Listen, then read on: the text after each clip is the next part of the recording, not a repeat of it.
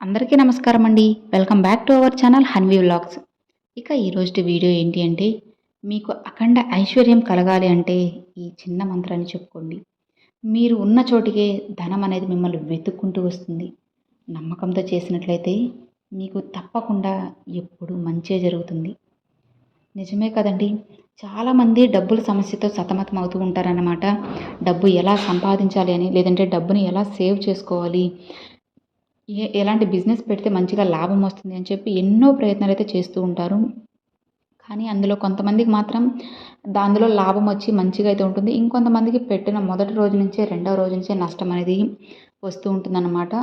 అలా మీకు నష్టం వస్తూ ఉంది, మీకు ఇలా లాభం రావాలి, మంచిగా ధనం రావాలి, మీకున్న అప్పులన్నీ తీరిపోవాలి, మీ వ్యాపారం మంచిగా జరగాలి, మీ శాలరీ ఇంక్రిమెంట్ అవ్వాలి, ప్రమోషన్స్ రావాలి, ఇలా ఏదైనా కానీ జరగాలి, డబ్బుకు సంబంధించిన ఏదైనా కావాలి అనుకున్నప్పుడు ఈ మంత్రాన్ని చెప్పుకోండి.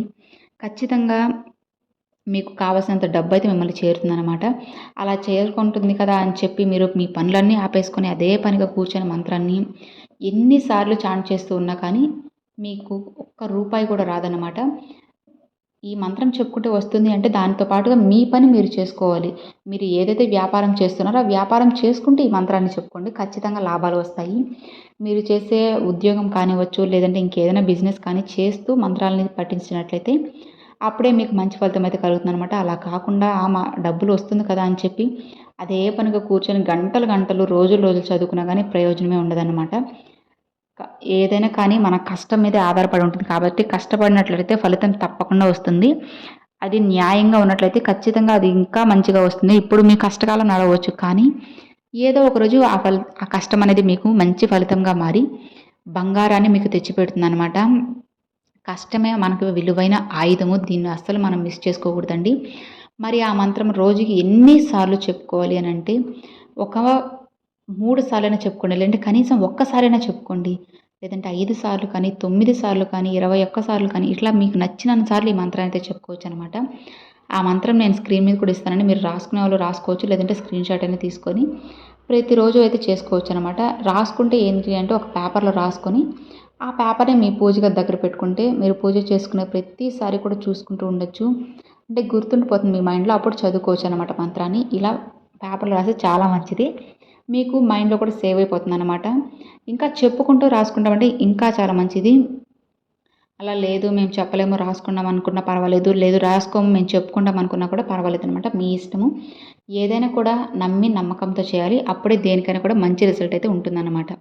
మరి ఆ మంత్రం ఏంటి అనేది ఇప్పుడు నేను స్క్రీన్ మీద కూడా ఇస్తానండి, ఒకసారి చెక్ చేసుకోండి. ఆ మంత్రం ఏంటి అంటే, ఓం హ్రీం శ్రీం పద్మావతి పద్మనేత్ర పద్మహాసిని లక్ష్మీదాయిని వాచపూర్తి మం హృద్దిం సమిహితం కురు కురు స్వాహ.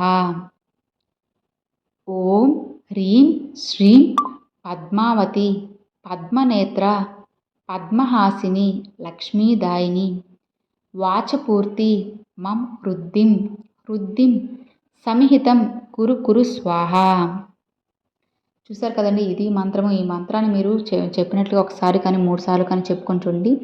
తప్పకుండా ధనం అనేది మిమ్మల్ని వెతుక్కుంటూ వస్తుందన్నమాట. మీరు చేసే పనిలో లాభాలు వచ్చి మీ వ్యాపారం అనేది మంచిగా రావడము, మీ బిజినెస్లో మంచిగా ప్రాఫిట్ రావడము, మీ ఉద్యోగంలో ఇంక్రిమెంట్స్ కానీ, లేదంటే మీరు చేసే పొలం పని చేసినట్లయితే దాంట్లో మంచిగా రావడము, ఇలా ఏదైనా కానీ మీకున్న అప్పులన్నీ తీరిపోయి మీకు లక్ష్మీదేవి అనుగ్రహంతో అంతా మంచిగా జరుగుతుందన్నమాట. అలా జరగాలి అంటే మనం నమ్మకంతో మన పని మనం చేసుకుంటూ ఇలాంటి మంత్రాలు కానీ, చిన్న చిన్న పరిహారాలు కానీ చేసినట్లయితే లక్ష్మీదేవి ఎప్పుడు మన ఇంట్లోనే స్థిర నివాసం చేసి ఉంటారన్నమాట. ఇక చూసారు కదండి, అది ఈ వీడియో మీ అందరికి నచ్చినట్లయితే లైక్ చేయండి, మీ ఫ్రెండ్స్ అండ్ ఫ్యామిలీస్కి షేర్ చేయండి. ఫస్ట్గా మన ఛానల్ చూసే వాళ్ళు సబ్స్క్రైబ్ చేసి సపోర్ట్ చేయండి ఫ్రెండ్స్. Thanks for watching. జై వారాహి.